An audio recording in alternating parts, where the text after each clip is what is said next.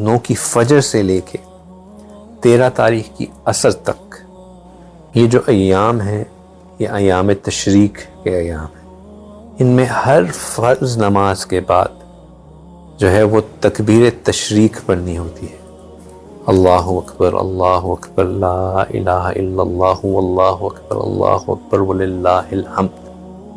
یہ مرد حضرات نے کم از کم ایک بار تھوڑی سی اونچی آواز میں، اور خواتین نے بھی پڑھنی تو ہوتی ہے لیکن اونچی آواز میں نہیں. اونچی آواز سے مطلب نہیں چیخ کے، اتنا کہ کم از کم آپ کو خود پڑھتے ہوئے اپنی آواز سنائی دی جائے، اتنا تو ضرور پڑھنا ہے. اور اگر یہ بھول جائے تو پھر استغفار ہے.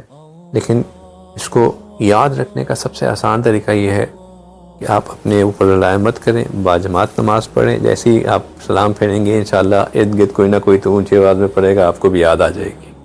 ٹھیک ہے، تو اس لیے باجماعت نماز پڑھنے کا ایک فائدہ یہ بھی ہے کہ ان ایام میں پھر تکبیر تشریق جو ہے وہ مس نہیں ہوتی. تو جس کو اللہ تعالیٰ نے حج پہ جانے کی توفیق دی ہے، اپنے گھر بلایا ہے، وہ تو بہت ہی خوش قسمت لوگ ہیں.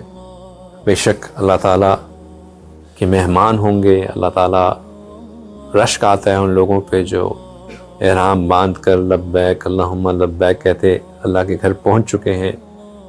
لیکن گیس کریں کہ کیا ہمیں بھی حج کا ثواب مل سکتا ہے کہ نہیں مل سکتا؟ مل سکتا ہے. کس طرح مل سکتا ہے؟ ایک تو یہ ہے کہ سب سے پہلے تو نیت کر لیں. نیت کر لیں کہ انشاءاللہ اگر اللہ نے توفیق دی تو اگلے سال میں حج ضرور کروں گا. تو ایک تو نیت کرنے پر ایک انٹری ہو گئی.